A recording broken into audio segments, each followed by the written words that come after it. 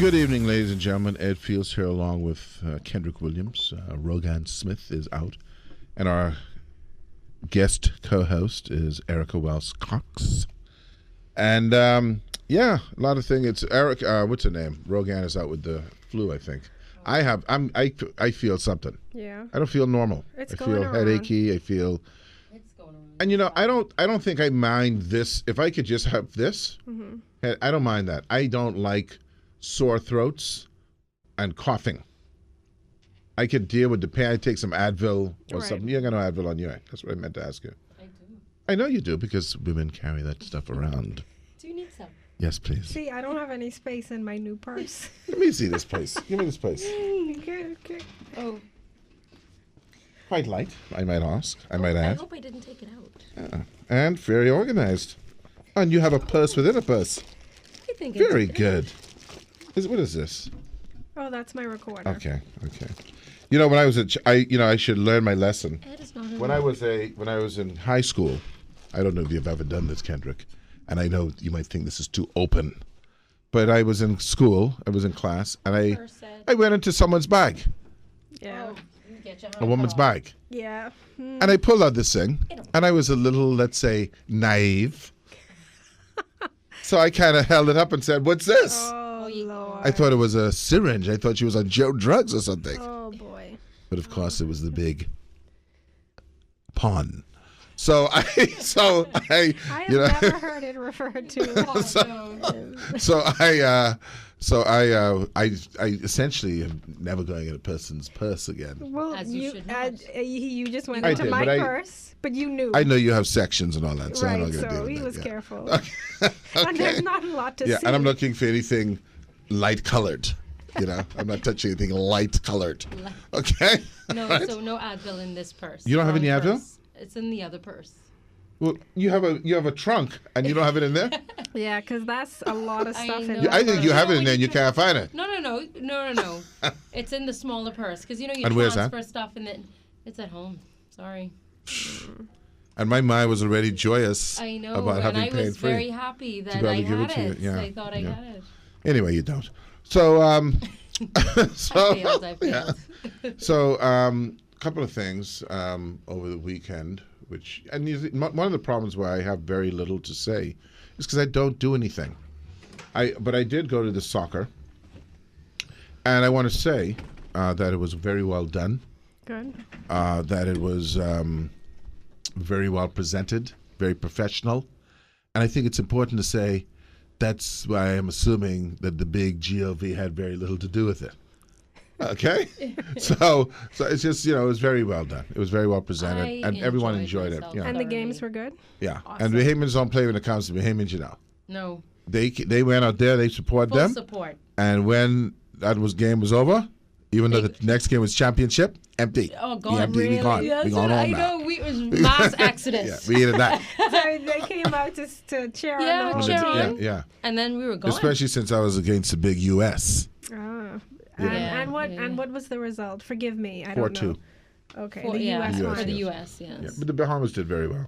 I'm so proud of them. And I think the fact that we have a facility Yeah. that is of world-class standard, there's no excuse now that we can't rise to the top because people will have that ambition. Yeah. So this As is opposed to this paying is a beach date. soccer. Beach soccer. And so there's sand. Sand. That's correct. And Wow. as the field. I mean, and because it's a short soccer's field. hard enough. Right. But Without And you know what? It's only 5 a team, 4 a goalie and 4 guys. Right. And you can see everybody's got their feet wrapped up because you know what it is to run in sand. I can't fool with that. Wow. I know what it is to walk in sand. Yeah. I know. I'm But not of course the running to field any is like ball. this I'm not big, running to right? any ball. And No, that up and field. down. I mean, it's Oh, big, wow. but It's big for 4 guys. Yes, but it's not a soccer field. No. It can't because you would have to have your paramedics. But what I'm saying is, it's intense, and then I like no sound on me like that. Oh, when Oh, are sand you was not in a the beach mouth person? and the Huh? eyes, the You're not a nose. beach person? Yes, but I can go to the beach without getting sand in my face since I was 3. I got you. So it's okay. Yeah. So when you're falling all over the place, it's a problem, Catch-up. Or So when the you have guys are to fall. kicking, Yeah. there's sand. Sand, yeah. You think they'd wear goggles?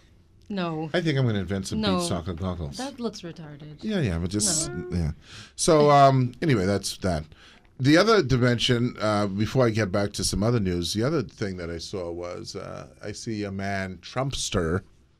He's banning the news media, and he's not showing up to the White House press conference. What do you call it? Correspondence dinner. Right. Yeah, he's bowing out, he said. I mean, it's just, well, I think it's probably best that he does. I think so, because, first of all, I don't think he can deliver jokes. Nobody's going to laugh. And, it makes it easier for them to not to have him there. And you know what? He is going to be there. Because he's going to be the butt of every joke. Well, I saw no holding back. Someone suggested that they get Alec Baldwin to to be the stand-in for him. That's a good idea. Yeah. So that could be quite an event because that'll enrage him. He'll blow up. Recently, they've been televising it. Yeah. I mean, it has watching it. Yeah, red carpet and everything. Oh yeah, it's a big thing. I mean, and my man Bam Bam, and he handled Trump good on that one. Yeah. Did you see the footage of him in New York City on Friday? Yes, so Bam Bam, I did. He is a superstar. Yeah, well, he's He's just so cool. Listen, let me tell you something. I saw something. And we spoke about it last week when Rogan Smith was here. I was the first to say it. I think Kendrick can vouch for this. That Obamacare, way back in 2008, 2009, when he was doing this, he did what he did for one reason. This was his mission. Right. Okay, I'm going to go to the moon, and I'm going to go now. That way, by the time someone decides to take me back, I'm already 3/4 of the way there, and they can't reach me. Okay? He decided I'm gonna do this healthcare, and he knew, got to do it day one, because he knew by year 8, Bubba was gonna be on Wellcare, on Obamacare. Okay. Well, he knew that if he knew it would take forever. Right, anyway, and then, like you said, he knew that whoever was up next would try to rip it apart. But you see, you can't rip it apart when Vernell is on it. No, it's too late now. And by the way, I saw Vernell on TV. Mm-hmm. He was from Iowa, and he said, "quote Well, I'll tell you, I'm on Obamacare." That's what he said. I'm on Obamacare. Okay, so what you got to replace it? Yeah, okay? they're going to have a real issue. Oh, yeah. You got 8 years. You know what kind of medical stuff you could go through in 8 years? That's right. Oh, yeah. So some of the Republicans are already saying they don't think they can repeal this because it would be a problem. Yeah, well, and, people are getting up and saying, listen, this saved my life. This saved my husband's life. If you take this away now, we can't afford it. You can't do it. So... And, of course, that another thing is that I think I hate to say this, but I think that the United States got a lead in from the Bahamas on how to handle the immigrants. Deportation. So what do you think about that? What do you think about the new policy? It is a little confusing to me, I will admit. Well, I don't even know what the policy is, to be honest with you. Well, they're just they're kind of stopping people. What they're doing is people who have broken the law, they're picking them up, and obviously that's grounds for being deported because you're not. The big issue is like if you're going home from work from the hotel, and you're not documented. And they pick you up. Can they randomly pick you up? Can they? Who are they? Are they profiling people? How are they doing this? Because I have a feeling a lot of people with the last name ending in Z is getting picked up. Yeah, I mean, there's that. I just don't quite understand how, if you're undocumented, how you're able to get work. And open up a business. No, if you opening up a business, you can get documented because the States is very open to people opening up a business. Right. Okay.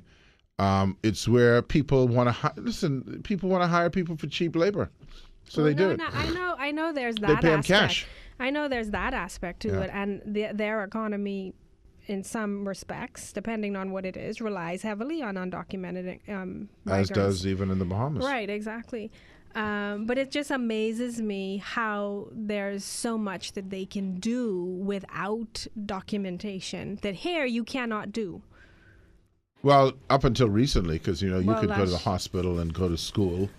Yeah, but they can prevent you from going to school. Yeah, you got to have a resident an NIB thing. card, right? You got to have a card, man. Right, and if you don't have an NIB card, you have to have a card to say you're a something resident thing. Right. So you can't have to just show your status. You have to show your status. So anyway, we're going to take a break. When we come back, we're going to talk about one little teeny weeny thing before we start with Candy, and then we'll talk to Candy, who has some sort of striped leggings. We'll be right back.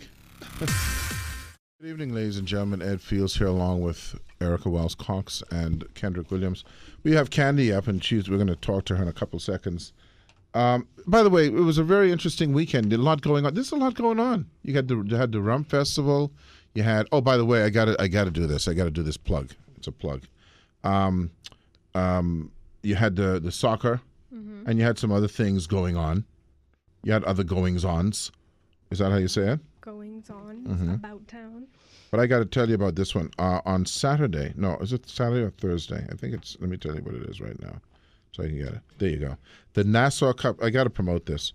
The Nassau Cup Invitational Chess Championship is happening. And it's happening down at Old Fort. I want to get the particulars, so I don't want to, so I'll just ramble while I get the particulars. I think it's at Old Fort. Here it is, yeah. So it's the 4th, 5th, 11th, and 12th at the Old Fort Bay Club. I don't know where I'll find out where you get tickets, but I think you should just check that out, man. That sounds like something that, you should support. These people apparently are going to go to Iceland. It's a chess championship. It's a and I think the winners go to Iceland, and I'm going to get some, but it's good. That's the kind of thing you want to see, a range of things happening. You know what I'm saying? Not just the usual, festivities. Yeah, well, you'd like to see, because not everyone can participate in track and field and all that kind of stuff. So you want to see these various things going on. So I think it's a great deal. And let me just see, I got it here too. But another thing that hit me in the newspaper was I see 3 charged with possession of ganja, cookies, and butter. Ganja butter. Ganja butter and cookies. But I want to, listen, how do we rationalize that in some parts of the world, okay, they've decided, oh, you're not a criminal for this. See, like killing, I get it. Universal. Stealing, got it. Rape, got it. Breaking and entering and all these things, got it. Drinking while driving, got it. Okay? What I don't understand is how a guy who is sitting on a wall smoking a joint is different from the guy sitting on the wall drinking a rum. I think one's criminal and one's the other. Huh? You make a good point. How does this happen? I don't. And then what's the turmoil that it causes? It's completely disruptive, right? So here's what I think, and I keep on focusing on this, and I don't hear many people focusing on it. Let me rephrase that. I don't want to say that. I don't hear it a lot. Okay. I'm not interested in the decriminalization of drugs, things that one takes for themselves. You don't go around injecting drugs into people. I'm concerned about the criminalization of people. Okay. You understand what I'm saying? Yes, I understand what you're saying. Why would you criminalize someone because the vapor versus the liquid got him high? How does this make sense? What is the difference between being intoxicated and high? Well, first of all, they're both high, and they're both intoxicated. Okay, so right. there's no it's difference. Right. Well, the only difference is one, you vomit, the other one, you eat Cheetos. So I just... you just want to shout it out to people. Stop the nonsense. Have you ever gotten a reasonable answer to that question? No. All the reasons are stupid. Right. And I don't care if people don't like the reason stupid. It's stupid. Right. It's stupid to criminalize someone. I'm not talking about it's okay to smoke or it's okay to drink. I'm not saying that. Right. It's not okay to criminalize someone. Mm-hmm. Now they don't get a job. It's on the record. It's this. It's that. No, you put all the things in. You shouldn't smoke on the job. You shouldn't smoke and drive. You shouldn't. All of that. You shouldn't smoke underage. Yeah, I mean, just like how it is for alcohol, right? But this is how the world we live in. It's like someone has someone's nut in a vice grip, and they can't. Anyway. I mean, it's legal in parts of the states for now. For now. But I hear that Trumpster? Trump may be rolling that Well, you back. see, he need a good smoke. Anyway, it's time. It's like candy. I can feel it when you walk, even when you talk. It takes over me. Sounds like a commercial for the J. Or something else. Huh? Or something Something else. else, yes. It's like candy. Yeah, I want to change that. No, but it's what? The song? You can change it. You can change it. You don't even have to have a song. No, everywhere I go now and I hear that, You can thank Kendrick for that. Right? No, Not everybody gets to have a theme song. I don't have a No, song. I know. But there are several songs with my name in it, I Oh, yeah? think. Mhm. Okay, well, I'll bully have to for dig you. them up. So, bully for you. Okay? So, what's happening? I'm good. I'm, little I went to all the majority of the soccer games this past week. Yeah, man. Yeah, so Good stuff. I'm on a low again because And the first it's street like of Bahamas the was Olympics. winning. Huh? The first street Bahamas won. Oh man, they play. Was the expectation for them to win? I don't think there was any expectation Okay. because a lot of us, didn't realize what their standings were, how well they played, or Yeah. beach soccer is very new to, Everyone. us. So, I don't think anybody had any expectations, but that to just go and support. And you know what's good is there'll be kids who went to that, and they'll go, I want to do that. Right. So And that's how it my starts. son plays soccer on the field, but I mean, we took the kids and oh my goodness, You they got had vinyl such cleats. a good time. No, save you some money. Save some cash back. But it was really nice. The facility was awesome. I Awesome. mean, it was just a really nice, safe, Right. fun event. I had no issues, no, backup lines. Yeah. No, it was Yeah. just Yeah. really, really nice. Yeah. How many people does the stadium hold? Like I think like 3,500. 3,500. Yeah. Really? I think I Yeah. was talking to the organizers. I think for the World Cup, which is in It's April, gonna be they're going an to have issue. to. They're going to have to add on some seats, As it is Yeah. and they're going to this have year? to fix. See, because how it's supposed to work too is, you got to clear the stadium Right. because you get tickets for the game. So I don't know how. Like, did you have a physical ticket or did you just rent? No, you just walked in. Yeah. So I think they're going to issue tickets because But you it's could. still free. It'll Or be are they free. going to No, change it'll be that? free. But the thing is, you should not have to worry about going over the amount because you just issued 3,500 tickets, Right. and then it's for that game. Okay. So after that game, you clear out, and then you have your ticket, just like what we do for Battle for Atlantis. Okay. You just clear it out, because you want to give people a chance to see, especially if people are coming from out of town. I know. That's what I'm saying. I mean, on Friday night, was that Friday? Yeah, Yeah, Friday yeah. night we went and couldn't get seats all together. We had to leave. And there was a line almost down to Basra. I swear, people trying to get in. I'm Yeah, like, y'all, yeah. we're leaving because we... No we- fruit salts. So, I mean, and that's just the local support. So I Yeah. can't imagine when, the World Cup comes, what kind of, turnout that's going to be. So, So and you'll have people from abroad. from abroad, yes. So the World Cup is this April? April, yeah. Oh. Oh, that's We in going to World be so Cup, right? exciting. Well, I'm so And then the excited. relays are in May. yes. There's a lot of Plenty teams. There's a lot of stuff going on, a lot of caca going down. I don't like that word. Okay. So, So yeah, what's going on? okay, relationship stuff. Well, this is a reflective topic today, and this is something that I think all long-term couples and brand new couples can, digest and take home. But, the very fundamental thing that is, there's a fundamental human experience that, we look for. And what is that? Human connection and just actually being seen and heard by another human being. And when it's especially from your spouse, this person who you've, or in a long-term relationship, this person that you've chosen to, spend all your days with, you expect that connection to be deeper, and that you pay attention to your partner for things that they say, or that, spoken and unspoken things, and most times, you're in relationships and you have one partner that probably gives more, and the other person is not necessarily the giver, but receives, and there's always in the position of receiving, and so used to receiving that, the other partner goes without being taken care of, in the sense, you're not paying attention enough to them that their needs are met. I see. And this is very deep. This is very reflective. I'm going deep. Yeah. That's why I've lowered my voice as well.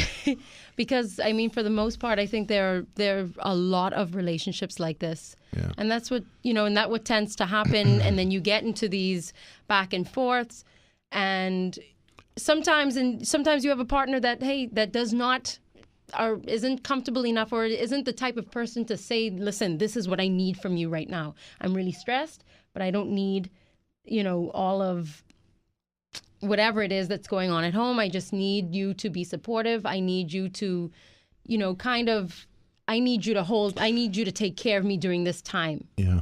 I know this is going to sound, I don't know how it's going to sound. It doesn't matter.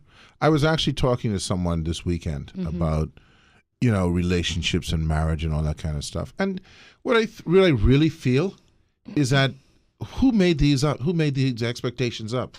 It's not an expectation. No, well, let's just say it. I'm saying the fact that you have these needs to communicate, and it's a crapshoot. No. We've decided on this whole format of coupling. No, we have decided. The society has decided that, right? Yeah. But I'm just saying, what I'm saying, even in the French, it doesn't even matter.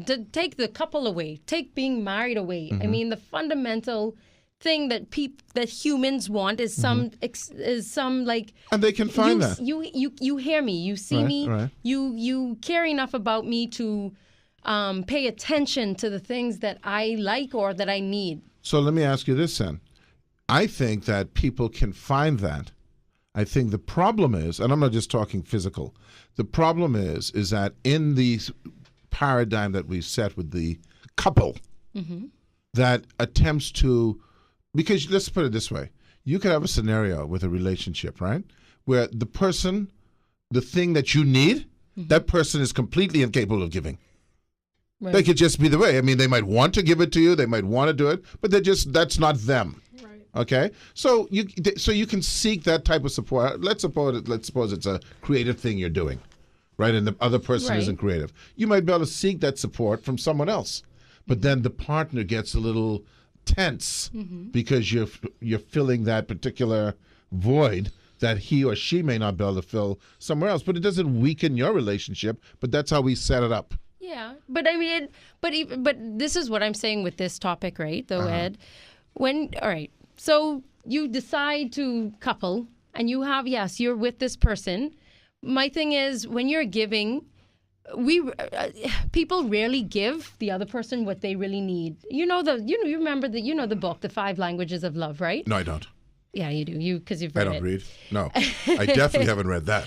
We're giving, and just like what you said, that that may not be us, or that's not how we would do it. But that's not the point of giving. Giving isn't how we would do it. It's giving is how our partner, the person that we're supposed to care so deeply, wants it. Yes, but you may not be capable. Listen, I would love to be able to give me an pole vault. But I can't. No. I'm not diminishing. No, I'm not diminishing it. I'm just saying that there's things. All right. So, for instance, suppose someone needs affection, demonstrative affection. Okay? You know, there are people who like to have demonstrative affection. Well, there's some people who just are not good at that. So the fact that you want that doesn't mean that the person can give it. They may want to give it, but they may not be able to give it. It's just not them. But are these things that would prevent you from coupling permanently with someone? It's a weird word, coupling. Sounds like plumbing. Anyways. Yeah, I think people tend to give other people what they would like to receive. I agree with you. That's what it is. And so, okay, I'm going to treat you how I want you to treat me, but you need to be treated in a different way. Right, that might not be what you and want. that may not, and guess what? Whether I like it or not, because I love you and because I care about you, I should be willing enough to provide that for you. Well, you're going to have to give me some examples of that because... Like we're gonna take a break. affection, like affection. Maybe I'm not a huggy-feely type of person, Right. but guess what? So when I you have to come force myself home... to do it? No, when you come home, like when your husband or your wife comes home and you could just see it all over their face that they may need a hug, suck that caca up. And hug the man and hug the woman. Okay, it's only 2 o'clock, right? No, okay. Oh. Anyway, we'll be right back. Okay, we're on the air now, Candy. We're on the air. Yes, just in case you wanted to say something. But I just want to ahead. clarify. Clarify. Like I think this topic is more reflective of the emotional side of the relationship. So, you know, I'm talking about your emotions. If you're angry, if you're upset, if you're stressed out, all of a sudden you've withdrawn from the family, you know, I think your partner at that point should take some sort of action, and not action in terms of how I would want to deal with, or the action that this is how I'm going to deal with you, but action that this is what you need. This is what you need right now, and I could see it all over your face, or I'm connected to you to that extent that I can pick that up and that I can do something about it, and I can kind of diffuse that situation and, you know, kind of, and make it okay. I mean, if you can't do that, I mean, you understand what I'm saying. Let me use I'm 2 not words. really talking about, you know, Yes. if my partner want to pole vault for me and stuff like that. I'm No, of talking about course, I know emotionally they can't pole vault. connected. Listen, I'm just trying to say to you that I'm not trying to diminish any of this conversation because I think it's very important to have this conversation, because the more, from my perspective, that we come to realize how unnatural a lot of this is. Human connection isn't unnatural. No. I'm not saying about human connection. And that's I'm talking all about that human I'm talking about, though. All right, but I'm talking about With in the your context. spouse. Yes, that's Okay. unnatural, and that's the context of which we have problems. You have a lot of single people who are having some problems. I'm talking about purely single. I'm not talking about people who have a boyfriend or girlfriend. Okay, you know, they don't have any expectation. They don't walk in here and go, well, listen, there's somebody needs. I need something from you, and you're not giving it to me. Tell me, jump in the lake, go get it somewhere else. Okay, so it's just a kind of. I'm trying to get to a point in my mind where I realize that there is so much that we do that is just thoughtless. And I'm not talking about in terms of the relationship, about how we manage our lives. It's just the pattern that we followed forever. And we can't get out. We can't seem to, you know, it's like the thing with the marijuana. I'm not using an example. Who thought of this?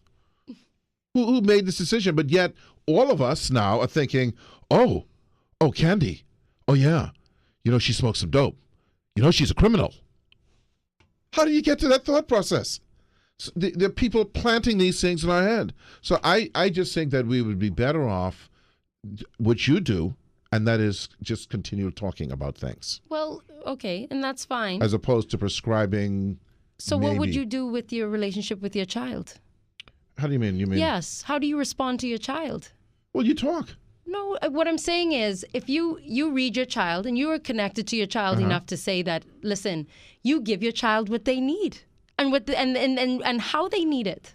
You, or at least you think so, but we're finding out in this day as well that often that's the wrong thing. Well, I mean, but but guess what? The effort is there, and we try, But and you know we what? do it. You go to your point though.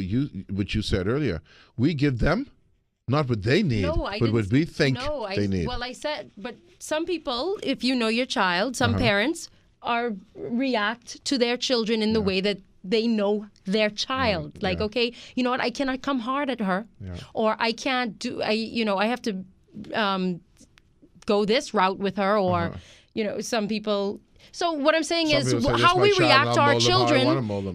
Why can't we transform that? And that's how we react to our spouse. But you know what? I think it's a little different because I think in this society, especially, if you're a responsible parent, your child is kind of like. So you can't be a responsible partner? No. I'm just saying it's easier to leave your partner than it is your child. And it's a different dynamic as well, because when you're communicating or relating to your partner, you're relating to another adult. When you are interacting with your child, there are certain allowances that you make because it's a child. But even your adult child.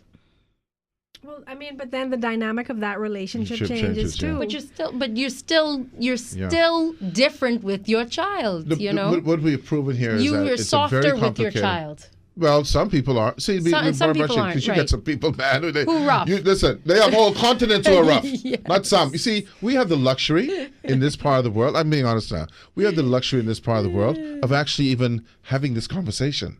Okay. In Svengali or wherever the hell it is they're in there, they're like, I'm selling my child for some cows. Okay? It's just the way, I'm just saying what's happening. This is the way it is. Okay? My girl child is worth 8 cows. Okay? Now go pick up some water. This is what, there's no dynamic. Yeah. Okay, so I don't. Dynamic is survival. Exactly, So it's a very interesting. This is why this is interesting because I think it's important, Gandhi, as much as we may, that people open themselves up to thinking about these things. You're not going to necessarily give you the answer. Right. Well, we're not trying to give an answer, but thinking about these things is an advance, as opposed to just going along, Because Candy, essentially what you're saying is don't be selfish, right? To come out of yourself a little bit if your partner needs something that you may have a hard time doing. If this is the person you've decided to spend the rest of your life with, make some allowances, figure out a way to try and meet that need as best as you can. And probably a lot of people do that. Right. And this topic is, like I said offline, this topic is really more for, and the person knows in the relationship who is more of the receiver than the taker. You may have a balanced relationship. I'm just saying. I'm just talking to those people who, in your mind, it kind of ebbs and flows. And when you've been in a relationship with someone for a while, it kind of changes over time. At one point, you might be more of the giver than the receiver, and at other points, vice versa. I don't know. I think that's personality. So you don't like this? I'm not sure. A friend of mine told me. I think I might have told you all about how you got to be very cautious because givers need to place restrictions on themselves because receivers have none. Right. You know what I mean? Yeah. So you have to. It is a balance, but you have to be anyway. So listen. But so giving, yes. Go on. I'm sorry. No, go ahead. No, go on. Close what were you going to say? No, close for me. I was just going to do the close your thing, but you may close instead. Sometimes we think we're giving, but we're not. We're giving what we would want and how we would want things, and it's on our terms. Yeah. When you really care for somebody, you got to go above and beyond. And you don't have to understand it. You don't necessarily have to agree with it. You don't have to, I don't know, accept it. As long as there are no handcuffs involved. Right. I mean, I'm not talking about those kinds of things. But anyway. Okay. All right. But sometimes you just have to do it. Yeah. Just do it. Just do it. And especially if that person takes care of you. There you go. All right. Listen, Candy, we have to run, as you can hear from the music. Yes. And our guests this afternoon, by the way, are Lemarque Campbell, who's the chairman of the Citizens for a Better Bahamas, and Miss Shantez Wilson, who is the communications officer for ORG. So we'll be right back with those two folks. That's a sad thing. I know people's mothers. All right. I'm here. Ed Fields here, along with Erica Wells Cox and Kendrick Williams. Good to see you, by the way, Kendrick. When I walk in now, I look to see if someone's sitting or someone's standing, because then I know who's here. Anyway, we have with us Shantez Williams. I pronounced that right? Wilson. Yep. He's Williams. It's usually the first one that people pronounce wrong, but well done. He's Williams. Don't worry about it. I have a flu. She is the communications officer for ORG, which is the Organization for Responsible Governance. Yep. And Lemarque Campbell, who is the chairman of the Citizens for a Better Bahamas. And the topic today is about the what is it called? The interception of communications bill. Yeah. When I see ICB, I think of like a ballistic missile or something like that. Intercontinental ballistic missiles. Oh, geez. All right, yeah, that's what I think about. So, and two things. One was obviously the introduction of the bill, and two was the then delay of the introduction of the bill.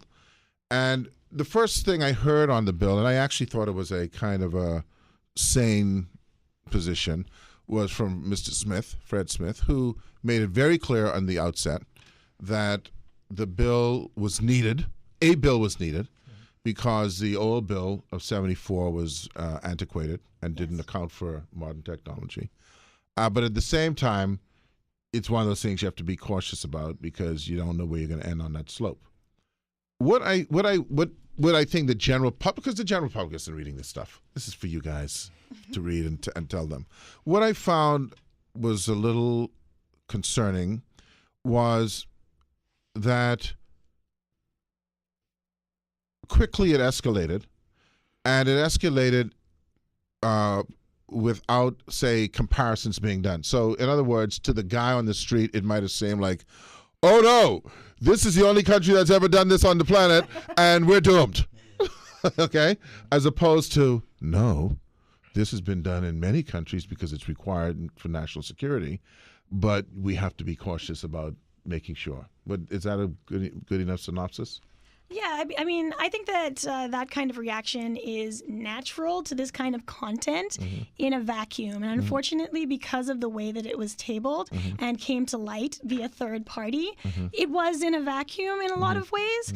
And that's one of the reasons that we're pushing so hard for public consultation. You know, really, we need to elevate the level of information we have on the bill in order to have, you know, that tone of conversation, that calm tone of conversation. And so that we can actually, you know, once we're calm and we're really looking at it properly, we can break it down and say, you know what, actually it really does kind of infringe on these rights a little bit, or it infringes on them in a way I'm not comfortable or the population's not comfortable. Or we could look at it and say, wow, it's really an improvement from the Listening Devices Act of 1974, which I think most people agree it is in a lot of specific ways. Right. So, you know, once we can have that balanced conversation, we can begin to build an act that better reflects what most of us think we're comfortable with. And how also it compares to bills that are in other jurisdictions. Absolutely. Is it better? Is it worse? Is it more onerous? Is it more protective? That type of thing. So whose job is it, would you say, to explain that, to put that in context? I mean, because I know the bill was tabled, I think, on a Wednesday night. I have no idea. I can't get an idea from the reports if there was any explanation or context given to it when it was tabled, because nothing that I read reflected that in terms of context. So, I mean, whose job is it really to provide that context for the general public? Well, I think it should begin with the Attorney General's office. And given that this is under their mandate, they're introducing new laws, and so they should educate the public on it. But civil society has a major part in this public consultation. So you have groups such as ORG and Citizens for a Better Bahamas, and a number of groups who have come on board to now educate the public on the substance, so that we can have an informed discussion on what it is. I mean, I think at the end of the day, you have to have civil society watchdogs, because at the end of the day, you know, any government putting forward something, even if it's the best thing on the planet, it's going to have, you got to have someone to audit it, so to speak. Okay, nothing in life goes without an audit. Okay, using accounting terms, but I think that, and just to show you where I lean in terms of you have to be overly cautious, is I am very concerned about things like timing. Okay, because if I want to go to the extreme, like the question I asked, I think one of your gentlemen, like, could this be that this bill was put on the table to circumvent the paying of a fine? I asked, could this have been put on the table because elections are coming up and you could find ways to, I mean, listen, Richard Nixon bugged Watergate. Could you find ways by saying, okay, if Erica is running for politics, that I could classify her as being subversive in some of the things she said and therefore get the, so I'm not dispelling those possibilities. The question is when do we start to look at these things? How do we prevent being reactionary? Why do we not know ahead of time that these things are even being contemplated? Because it appears to me no one even thought that this was being contemplated, correct? Or were they? Well, okay. Well, I think we need to look at the background of this bill, and I think that's what was missing in the entire discussion. A lot of people don't know what the background is. So this starts from you have the Listening Devices Act from 1972, 1974. That was then ruled a bit inadequate by the Privy Council in 2014. Did we? And we didn't even know this. And so you had from you. But I'm talking about I no one knows this. You know it exactly. Yeah. So the government had from 2014, actually April 2014, up until now. Okay. To make the amendments or make the improvements to the whole secret surveillance regime in the Bahamas. So in other words, they were late on this. Yes. It wasn't just out of the blue. Exactly. Yeah. The ruling was passed down from the Privy Council in April 2014. I was not aware there was a ruling.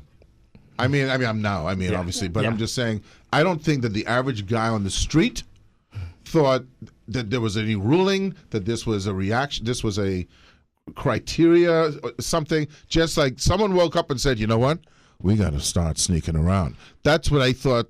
I think the average person believes. Well, I mean, and I think this is something that I think could be applied to a lot of things that we experience as the public, right? In terms of information, it's that we're not getting enough of information, and we're not getting the context. And so we actually don't even get enough information to figure out what are the right questions to ask at this point. Because an important question that should be put to the Attorney General is, why is it coming up now? Right. After 2014. And this might help people understand what is going on. And I agree with you. I think that there is a communication gap, not just with the Attorney General's office. I think with a lot of things that are coming out of government. And that's one of the reasons that we are advocating for the public consultation, not just for this specific bill. We think that this is bigger. We think that we need to build civil society. 14 civil society groups came together to, that, We the People was one of them, to really try and parse this out or start to parse it out, because there's a lot that we still have to parse out. But also to create this connect between government, or create a table where government, civil society, private industry, and the people can kind of all sit at and have a dialogue about this. They did it with FOIA. It was great. A lot of people really got to learn about FOIA in a way that I don't think that people have really been informed about a bill before it passing in a long time. And while I understand that you can't do this with every single bill, perhaps, for something as important as this, that has the potential to infringe on our rights, on our privacy, well, let me ask you a question. Consideration. There are a lot of things that's going on. The changing of the Road Traffic Act. Who anyone may care or not. Who cares? But there are some bills that I would assume, or some laws, or some rulings that you would think, and I'm putting the onus on civil society now, that the civil society would be aware of when it happens. So in this case, they were aware of the fact that this ruling came down, and that some point someone was going to change the law. Wouldn't that have been wise to be proactive and to start that process from the civil society side in terms of, this is the type of bill we want to see. This is the type of bills we've studied around the world, so that when that bill comes up, no matter when it comes up, you're ready. The public's ready. They know what to expect. They know, hey, don't try that. And it also puts, I think, on the government side, pressure not to try to do anything that people are already aware of. Like, don't put certain words or certain language in, because the public isn't going to stand for that. Do you think that's a valid position to take? Absolutely. Actually, we really agree with that. I think that that's something that especially Oregon CBB can say that they really believe in. CBB, for example, I know fiscal responsibility is one of the things on your agenda, right? Yeah, I yes. mean, we did. And whistleblowers. And these are things that are actually not, those. they've already started drafting them, I believe, but they're not in the public domain yet. And there's already advocacy for them. But the thing about it is that, Citizens for a Better Bahamas, it's Lemarque, it's, volunteers and whatnot. Most of us are small and most of us have a specific focus. CBB is transparency and accountability. For us, it's responsible governance, education, and economic development. Maybe for Re-Earth or Save the Bays, it's environment and human rights. We all have our little sectors. We can't do everything. Right, no. But I think that it's important for us to start thinking of our role as being not like a watchdog and a partner for all of these different sectors. Because I'd imagine, because I know, Lemarque, that CBB is drawn on this. You've partnered with international organizations like Transparency International, so that while we may not have the resources locally, that there are people, this is all they do, they get off on doing this, and all they do is, in what do you call it, ICB legislation. So there are people you can partner who would bring resources because they just want to do this stuff, right? Yeah, I mean, that's definitely the approach that should be taken, especially with the international partners that we have. But I can say that, I guess, since 2014, for instance, when CBB was founded, prior to the introduction of VAT, now civil society is now just taking traction in the Bahamas when it comes to, I guess, governance issues, per se. So it won't happen overnight, but we're getting there, process, as you can see. Yeah. We're currently, experiencing, like I said, a little bit of a capacity issue, but it's growing, and I think that it's really inspiring that we're seeing on both sides. We're seeing things like the FOIA consultation, but we're also seeing things like We March and whatnot. So I think that we're really seeing a resurgence of civil society, and I'm looking forward to us really trying to organize that, mapping it out, and making ourselves as effective as possible. First of all, we're going to get to more specifics about the bill when we come to the break, but I want to ask another question. Do you find, and that's all I can tell you, I've pulled back a little bit, that there is a tremendous amount of overlapping and territorialism that can create problems in civil society in terms of focusing its resources. Not everyone has the same amount of resources. And so I find that, people, when they, if you're going into the thing, it's a little iffy, because people want to own it, right? As opposed to participate in it. Are you finding that to be an issue?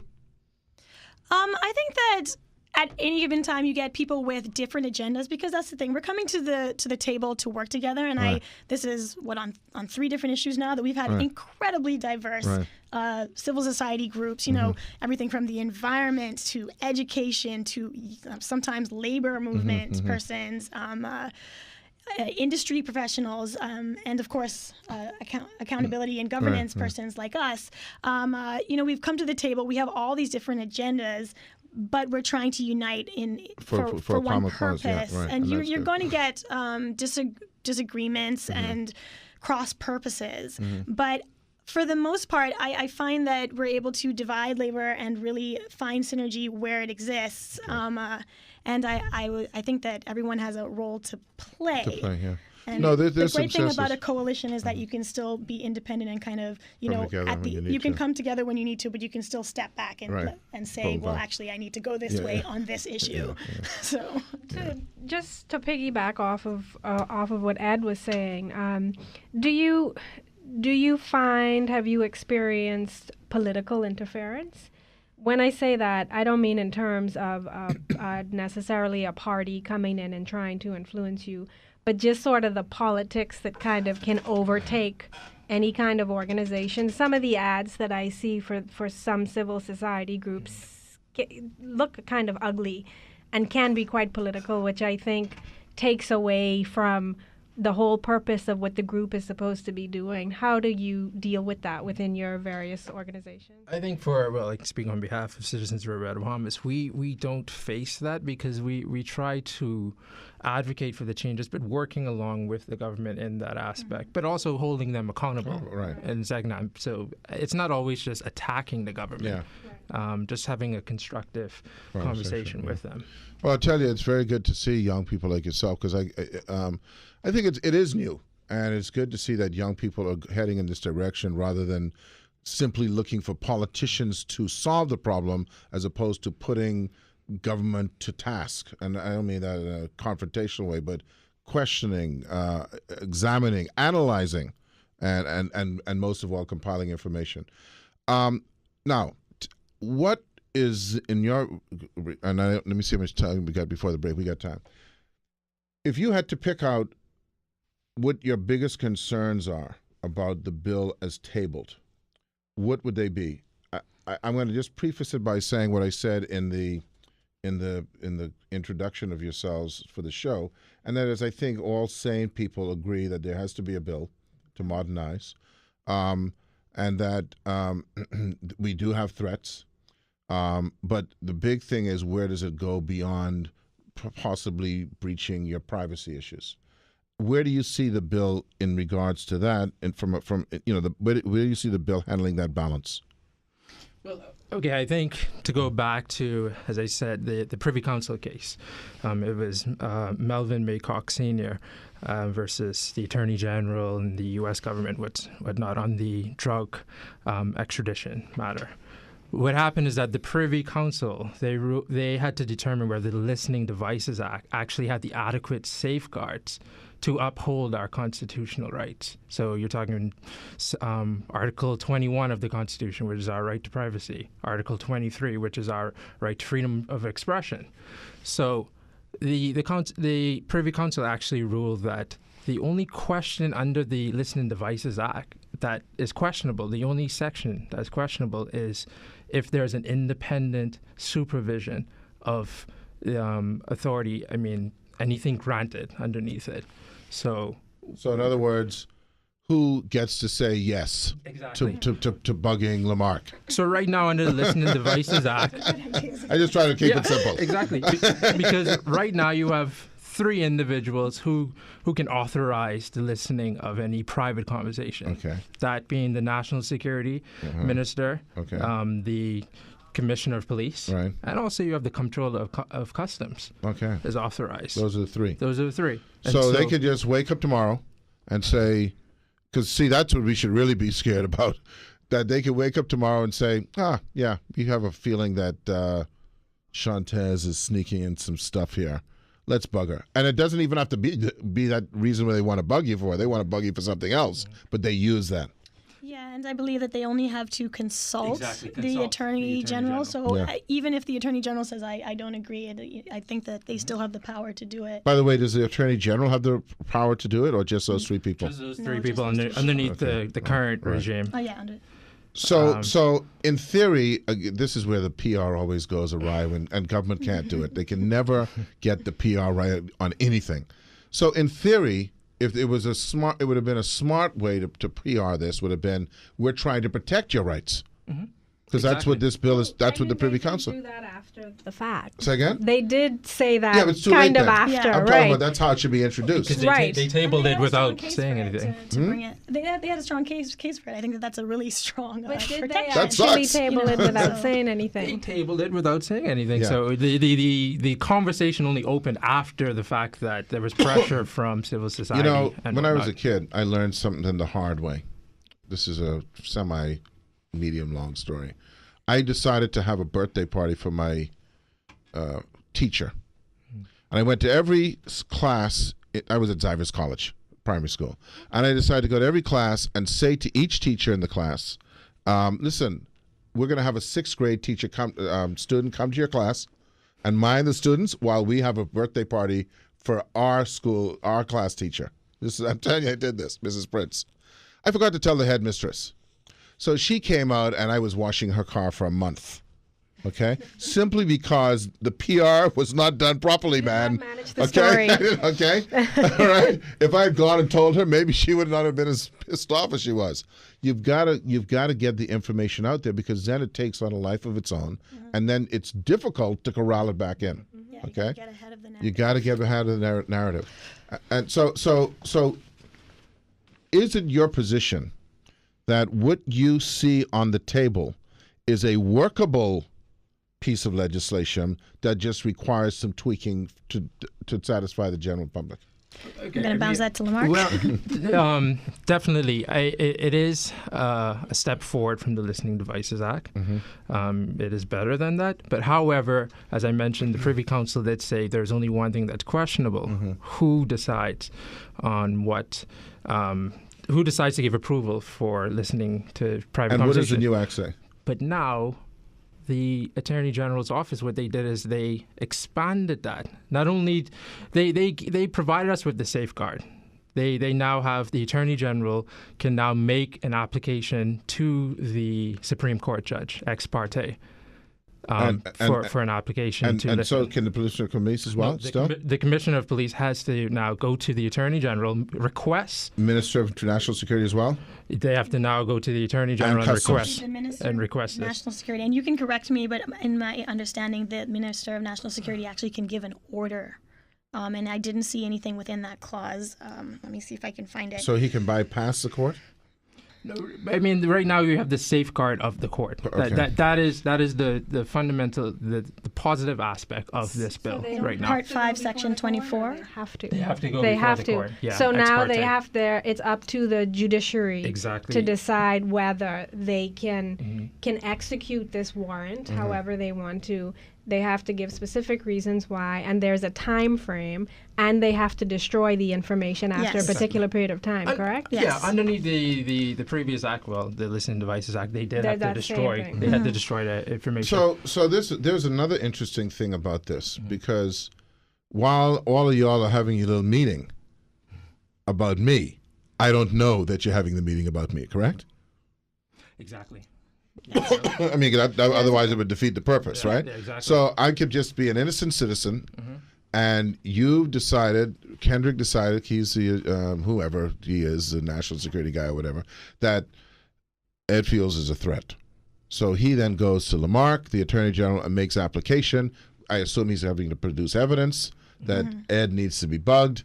Shantez is a Supreme Court judge. You present that to the judge. The judge goes, yes, this looks good. Let's go bug Ed.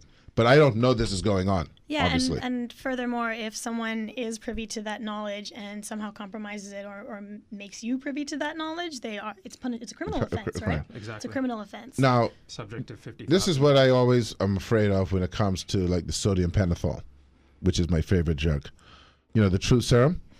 Suppose they came in to find out if I was selling drugs, and in the course of that, they found out I was doing something else. They get to hit me on that as well?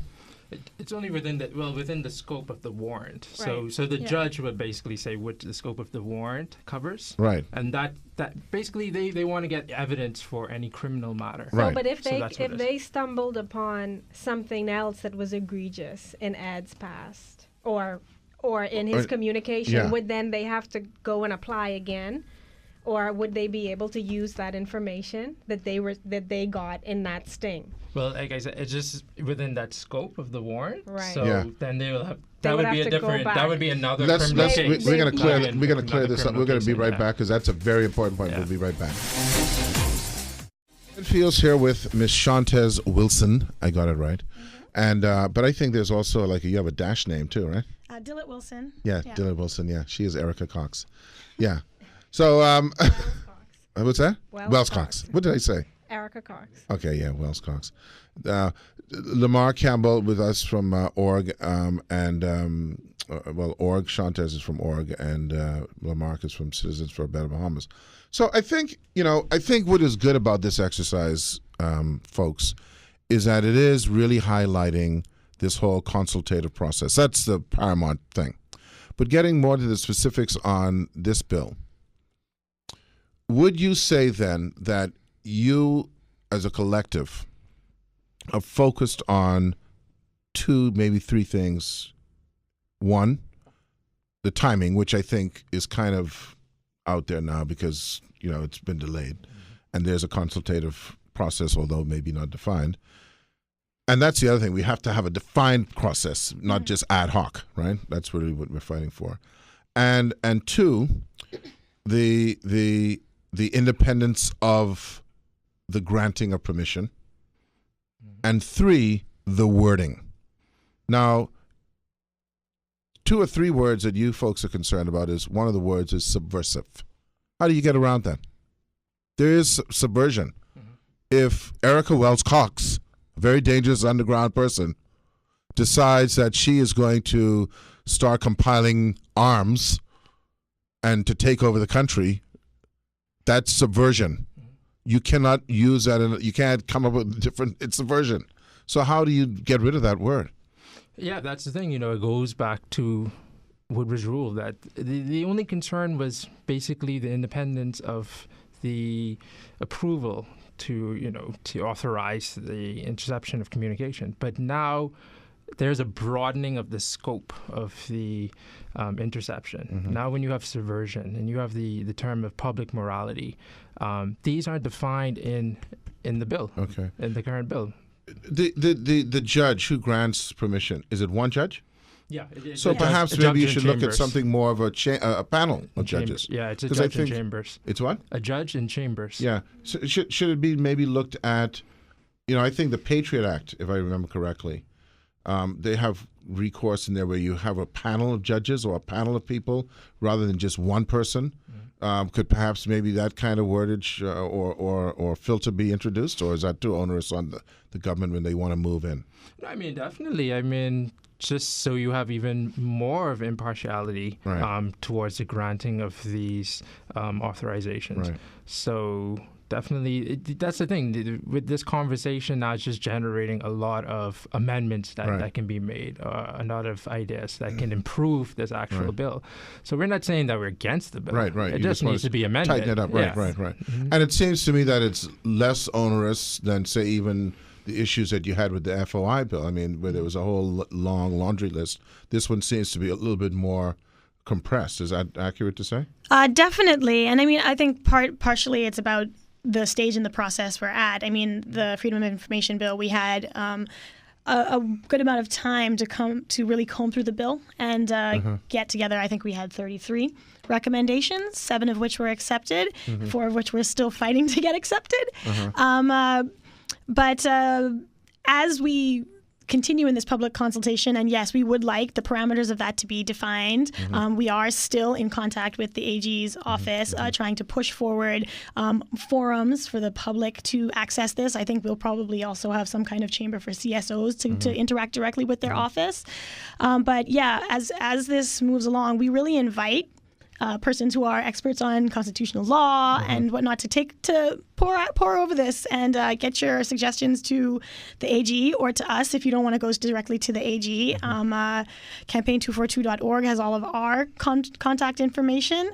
And hopefully we can really start to build, maybe not as a collective, but as pockets, some suggestions for how to improve this, because Lemarque's a lawyer, and you can see that he's done a wonderful analysis, but not everyone in civil society has that point of view. I don't know. It's just like, okay. So, it's too the detail is amazing. So we've already reached out to lawyers who we work with, and we are always welcome to expanding that list to get more. Could this be an example? And I know a lot of people are saying like they'll think this is apologetic, but it's not, because when you're dealing with these things in the public domain, there's a mixed bag. It's never one or the other, right? Of just someone thinking that they were doing the right thing, but the reality is if you don't consult, it's not the right thing. In other words, everything could have been well intended, but because you don't have this consultative process, the worst is thought of it. You always, you go to the side of, where is that coming now and why is it coming now and all that. Yes, actually, the OECD and the UN really strongly suggest public consultation processes, and they have literature that says that when you have a public consultation process, not only do you improve the bill, you get buy-in. You get buy-in. So it's actually both easier, shorter, cheaper for you to roll out this bill because you get buy-in from the public. So this comes back, Lemarque, to this thing about how new this whole civil society activism is, because it seems to me that governments just never take it into consideration. It's as if we're the children and they're just always giving us what's right for us. And that's across government. Exactly. Administration. Yeah. That's what I'm saying. Governments. That's why I use the plural. It's we're just this is, and it's almost this is why I was quoting about the victim mentality, right? Where everyone's a victim of the system we have. Okay, people who may be doing right aren't going through the right process to do right. I mean, are you finding in this particular instance that might be the case? And if it is, it really highlights this for making sure that it doesn't happen again. Yeah, and I think in this particular instance as well, it's more important because this is an act that affects our fundamental human right. It affects our right to privacy, our right to freedom of expression. So when you're going to have the government, or governments as you say, push this down you without any consultation, this just comes up in the ninth hour. It has to be done. It has to be done. Obviously, there will be questions. Do they get any credit for actually putting a halt to it, though? Actually, yeah, we're really pleased with that. And we were actually just speaking about it. We have had a cooperative attitude from the AG's office thus far. We would like to get the next steps rolling, but we are in constant contact with them, and we think that we will be building out. I mean, all the onus has to come from them.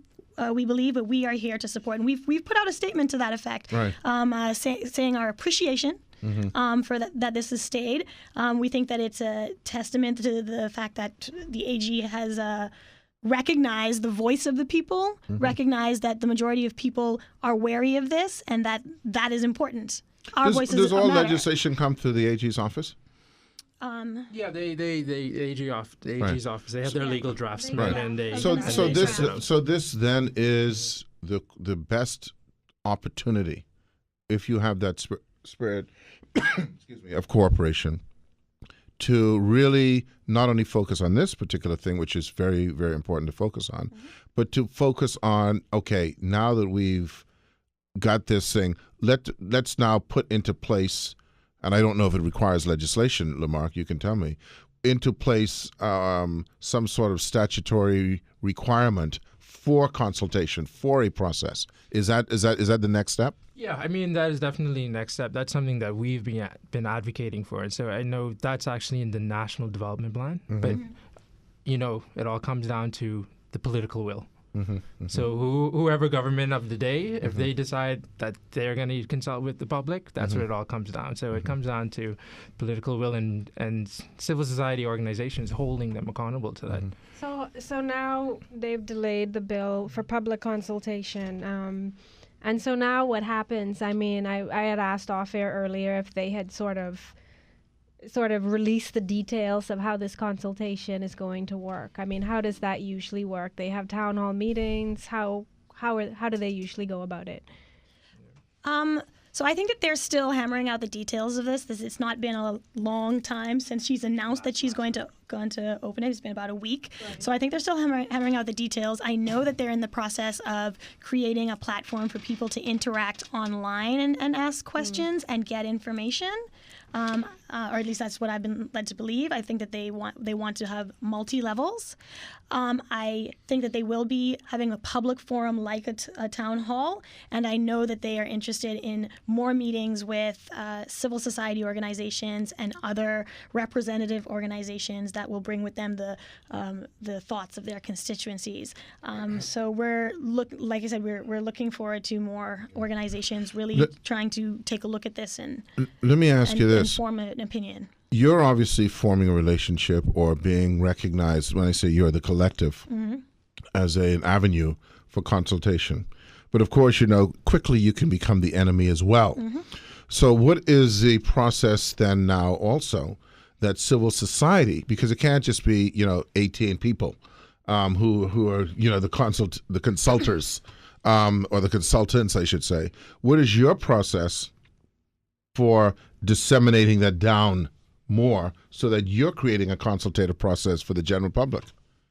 Well, for starters, forums like this right now. Media. Yeah. The media is our ally, and we hope that you'll continue to work with us in this way. This is one of the fastest ways to get the information out, and in the event that we have call-ins, having a conversation in that way. I think that as far as how we see our role, we see it more as facilitative right now. But I think that we will also be hopefully creating, I want to say, condensed versions of kind of the main points as we see them and disseminating them. Of course, when that happens, you'll be getting it through our lens, but that's why it's important that so many different groups are at the table doing this. And, we all have our constituencies. We have our mailing list. Sure, Citizens for a Better Bahamas have their mailing list and their Facebook page and whatnot. And if we are all putting out, okay, you know what, this is what we've done the rundown on this. This is what's wrong with this bill. This is what's right with this bill. Let us know your thoughts. We're having a dialogue with our constituency, and then we're hoisting that up in our dialogue with the AG. I suppose the final question would be, or at least mine, I know Erica may have one or two, is what then happens after the consultation. So, you consult and you don't get kind of what you want to get. And in this instance, it's like not a lot of stuff, right? It's like maybe 3-4 points. What happens if they don't include any of the stuff? What's the next step in that kind of dynamic?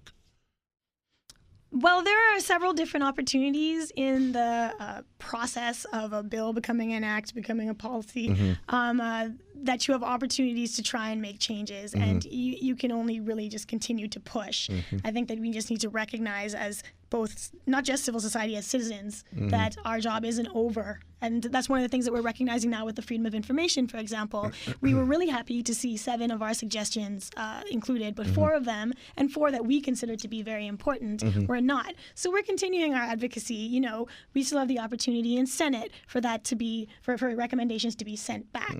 So we've been lobbying with senators, both us and also bringing in our constituents with that as well. So ordinary people can sit in front of senators and say, this is why we want this.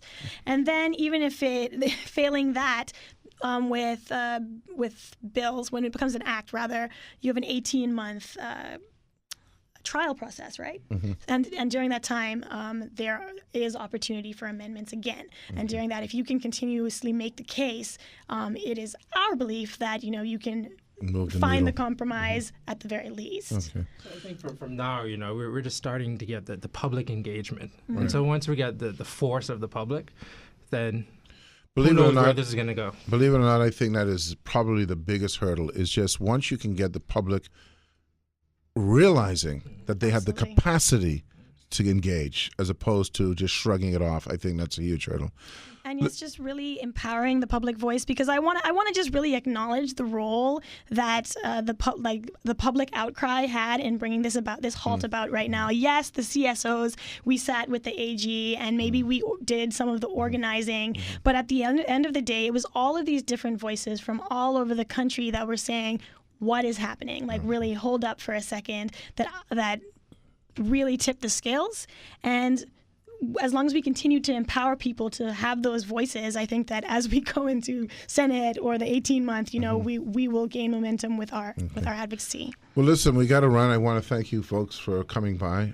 Very thoughtful, very pointed, and just clearing things up. That's what's important, clearing things up, So, Lemarque, I'm sure we'll have you on again, and so will you, Ms. Wilson. And Erica, always a pleasure. Thank you. Kendrick, thank you very much, and we'll see you on Thursday. Thanks so much for having us.